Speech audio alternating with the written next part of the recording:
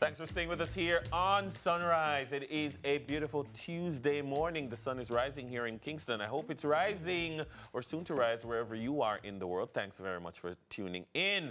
It's now time for the headlines with our girl, TK, who manages to be awake despite being at the Electoral Office of Jamaica. She pulled, you know how you pull an all-nighter? I feel like I did. She pulled an all-dayer.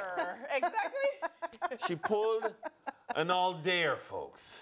And she's back with us, like the true superstar that she is.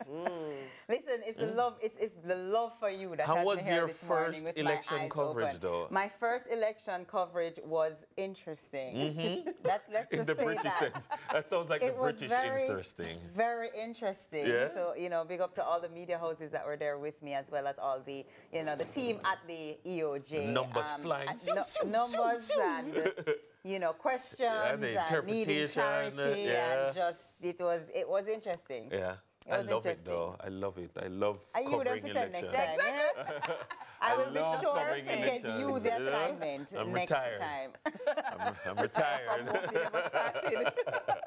So yes, I was definitely at the Electoral Office of Jamaica up until about 10 after 10 last night. And the current party standings from the local government elections, this is according to the Jamaica Observer, is on a night when both Prime Minister Andrew Holness and opposition leader Mark Golding claimed victory in yesterday's local government election. Preliminary results showed that the ruling Jamaica Labour Party, the JLP, had retained 6 of the island's 14 municipal corporations. The PNP had won 4, while 3 were tied. Additionally, with the count of votes incomplete at press time late last night. Yes, I left at about 97% of the votes being counted, leading in 16 divisions. So while the PNP was ahead in 14, so the much prized Kingston and St. Andrew Municipal Corporation, KSAMC, was one of the contests ending in a tie 2020. However, the mayoral chair will most likely be decided in favor of the PNP, which won the popular vote at press time. Data on the Electoral Office of Jamaica results page showed St. Thomas tied at 4-4 with 2 divisions still undecided. In a late-night news conference at JLP headquarters in St. Andrew, Andrew Holness said there was no question that the JLP had won the election.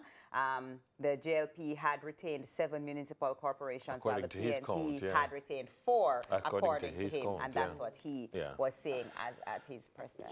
Well, you see, I've been asking people for as long as people would be willing to listen, what are you going to define as victory on local government election night?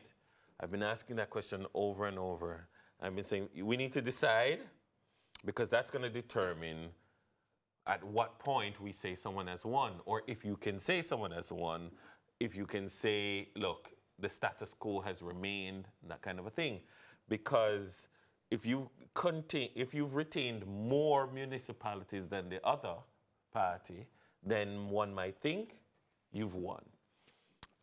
So coming off of 2016, if you increase what you had compared to 2016, then you would say we've won this local government election. But one might say, coming from 2020, when we got a wipeout, and in these spaces, you hold the MP, and so we are trying to claw back what we lost in 2020, then one might say we won, because now the momentum is with us, you know? And so I've been saying, let us decide whether from an analytical perspective, let us decide from a journalistic perspective, because we are the journalists in the society are the ones, are the keepers of the national record. How do you decide who wins? Well, I think ultimately, when the PNP looks at the bigger picture, they would feel successful, and Mark Golding will feel vindicated. They will safely say it was a good night for them, because they took a lot more seats than they had in 2016. A lot. In terms of, there was no blowout in like 2020. There's no blowout. Definitely not. But also, they upset some spaces. So Kingston and St. Andrew, some would say, is an upset for the JLP, because now the determination based on the popular vote will go, the mayor will be of the PNP.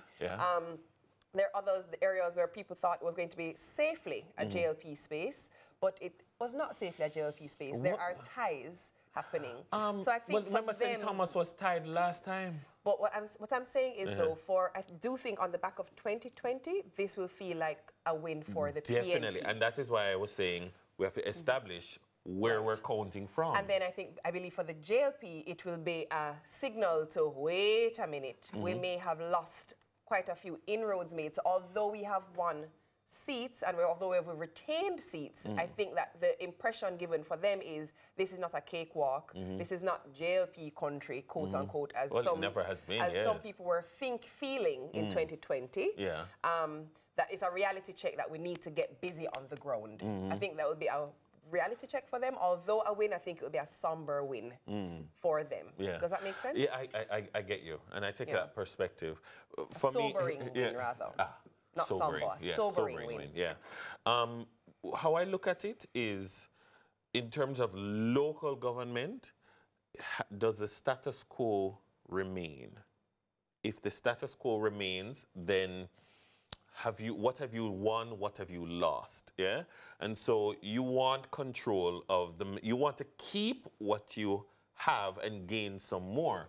Now, what I would say is, because in the KSAMC, Venetia Phillips is lost. Correct. And Carrie Douglas's loss was telling. Yes. And so it's telling because these are persons who were in the fold of the PNP who crossed over to the JLP. Correct. So, but on election night in 2016, these were PNP seats. So in terms of the number, it doesn't change the number that got Mayor Delroy Williams to be the mayor. Now, there are some spaces that if you lose those, then that shifts the status quo. And so I think that in terms of the message that it sends and in terms of the viability of the party leader, persons who would have sought to challenge Mark Golding in September this year, that challenge is over. So in that regard, Mark Golding has been vindicated, you know, as the right leader that was selected. And so there's no question for those persons who would have been considering a challenge from the party conference floor come September this year. It's over. Yeah. Well, let's talk about voter turnout. While we're at it, so the preliminary voter turnout at 29.6%. The Electoral Commission of Jamaica, the ECJ, is reporting that the voter turnout for the local government elections is 29.6%. Based on the preliminary counting of the ballots in 2016, the turnout was 30.06%. Fairly consistent. Yeah, it's fairly consistent. It's 30%. Yeah, across the board. Yeah. Not a surprise. I didn't see anything to suggest that it would be any greater. What I would say is, unlike people, I don't think it's a crisis per se. I think that in previous years, some of the voter turnout numbers that we had were inflated because of the weaknesses of the system. And so there was corruption in the past that people could multiple vote. And as you cleaned up the system and improved the system, that you've reduced that, and so you're now seeing more of the real voter turnout numbers. However, we have seen a consistent decline in those real voter turnout numbers, and I think we're at my mind is made up. We're wasting a lot of money to go to the polls twice. I agree. It is too expensive for the voter turnout that we get. I agree. We need to accept the political culture as it is right now and have local and general elections on the same day. As one election. On the same day. People go out and cast their ballot and they get 2 sheets or 1 sheet consolidated and you make your votes.